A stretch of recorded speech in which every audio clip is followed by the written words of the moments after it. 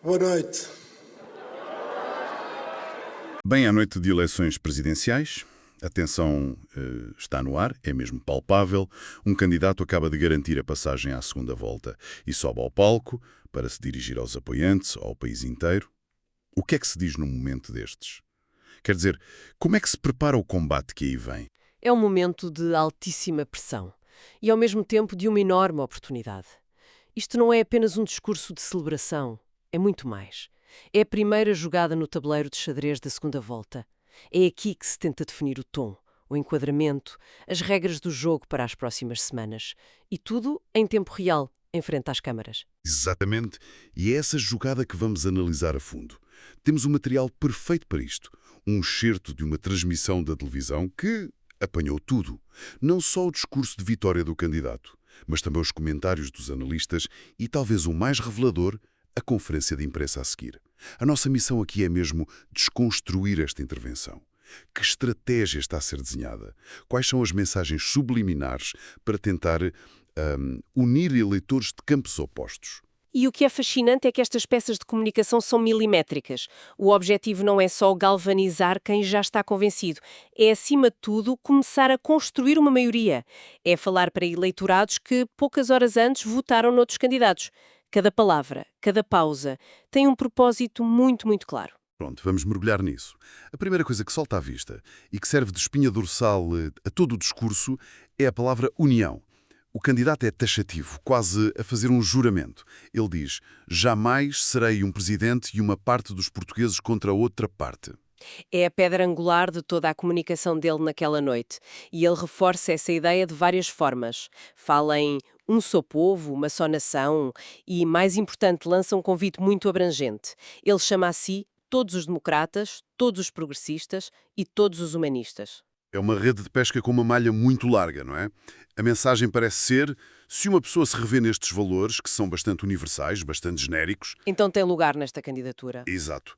Mas isso leva-me a pensar. Esta estratégia de tenda grande é sempre a melhor? Ao tentar ser a casa de todos, não se arrisca a não ser o verdadeiro lar de ninguém? Essa é a corda bamba desta abordagem. O risco é real, sem dúvida. Para a sua base mais fiel, pode parecer uma diluição dos princípios. Para os eleitores que ele tenta conquistar, pode soar a oportunismo ou uma falta de convicções firmes. No entanto, neste contexto específico, a aposta parece ser que o medo do adversário é um cimento mais forte do que qualquer divergência. Ou seja, a união não se faz tanto a favor dele, mas sim contra o outro, é isso. Em grande parte, sim. Repare como ele raramente nomeia o adversário no discurso principal.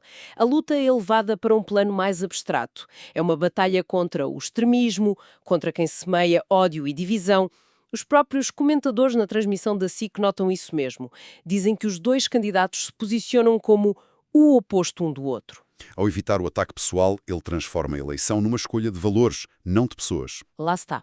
É uma jogada inteligente. Transforma uma eleição presidencial numa espécie de referendo sobre o tipo de país que se quer ser. Precisamente. E a frase que resume tudo é quando ele diz que a sua candidatura é a casa de todos os democratas, onde não há reserva do direito de admissão.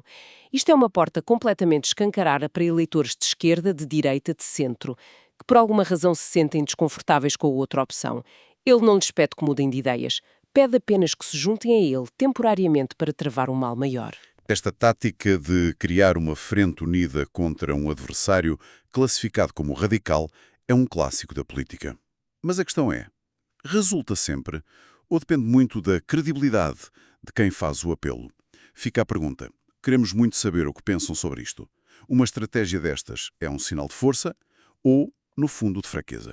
Partilhem as vossas ideias nos comentários. É uma excelente questão, porque a eficácia depende inteiramente da percepção que o eleitorado tem da ameaça. E para conseguir essa união tão vasta, para ir buscar votos a campos tão diferentes, ele teve de executar uma manobra de equilíbrio muito complexa, que foi a sua relação com o partido que formalmente o apoiava, o Partido Socialista. Sim, aqui entramos numa zona de grande tensão estratégica. Por um lado, ele precisa desesperadamente da máquina do partido no terreno.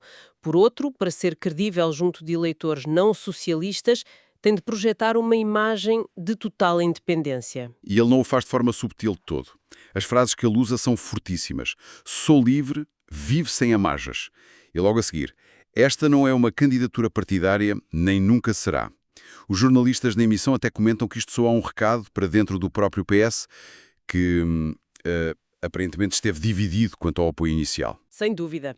Mas o momento em que esta estratégia verdadeiramente posta à prova é na conferência de imprensa. É aí que a teoria tem de sobreviver ao contacto com a realidade, com as perguntas dos jornalistas. E há um momento de viragem.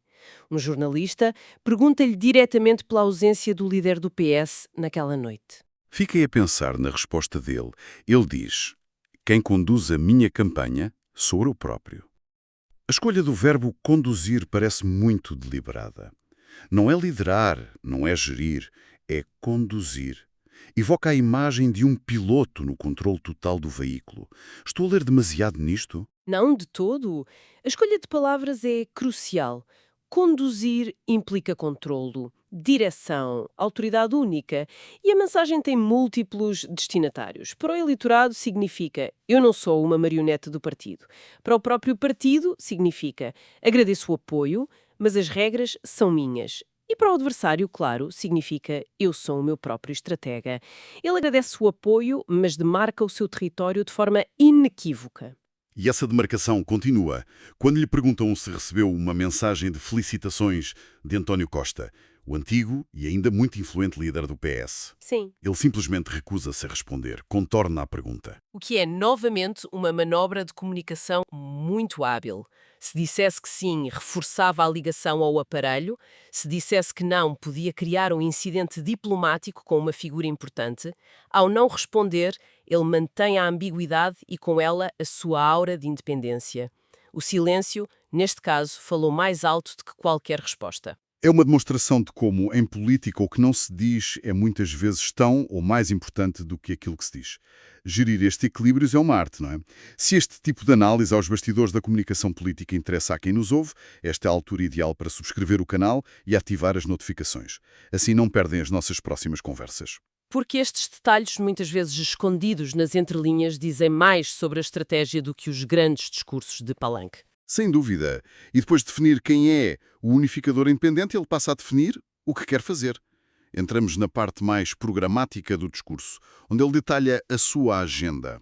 Sim, e a escolha dos temas é, mais uma vez, muito estratégica. Ele foca-se em áreas que são fontes de ansiedade para a maioria da população. Coisas que transcendem as divisões partidárias. Fala da saúde com uma frase muito forte. A situação atual é inaceitável.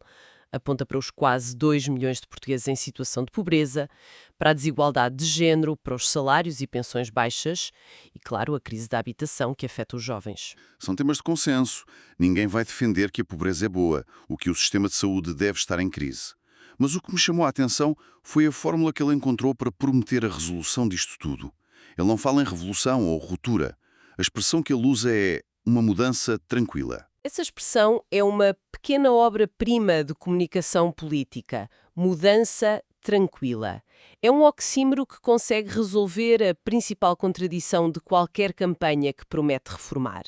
A palavra mudança apela aos descontentes. Aos que querem que as coisas melhorem. Exato. E a palavra tranquila acalma os receosos, os que têm medo que a mudança traga instabilidade, caos. Portanto, é uma promessa de progresso sem os solavancos da incerteza. Reforma, mas com cinto de segurança. Exatamente. É uma mensagem desenhada para o eleitorado moderado, que até pode concordar que o país precisa de reformas, mas teme disrupções radicais. Ele está a dizer, eu vou consertar os problemas, mas farei isso de forma previsível, estável e segura. E isto liga-se diretamente à palavra que ele escolhe como a sua grande bandeira. Esperança. Exatamente. Se na sua narrativa o adversário representa o medo, a divisão, ele contrapõe com a esperança, a mudança tranquila é o método e a esperança é o destino. Uma esperança, segundo ele, num futuro que valoriza o trabalho e o mérito, a ciência, a cultura, a inovação. É uma tentativa clara de se apropriar do futuro e de pintar o oponente como uma figura do passado. Claro que ter um bom guião para o discurso é uma coisa. Outra, bem diferente, É aguentar a pressão quando as perguntas não são as que esperamos. E o guião acaba. Exato. E é aí que entramos na prova de fogo, a conferência de imprensa. Sem dúvida. É aqui que se vê a figura de um candidato. A primeira impressão que a transmissão nos deixa é de alguém com um controle notável. Calmo, firme, mesmo perante perguntas diretas e algumas que eram claramente destinadas a fazê-lo tropeçar. Uma dessas perguntas armadilhadas é quando lhe perguntam se a vitória na segunda volta está garantida. Se dissesse que sim, pareceria arrogante e desmobilizador. Se hesitasse, pareceria fraco. E a resposta dele é de manual, mas eficaz. Em democracia, nada está garantido. É uma resposta perfeita.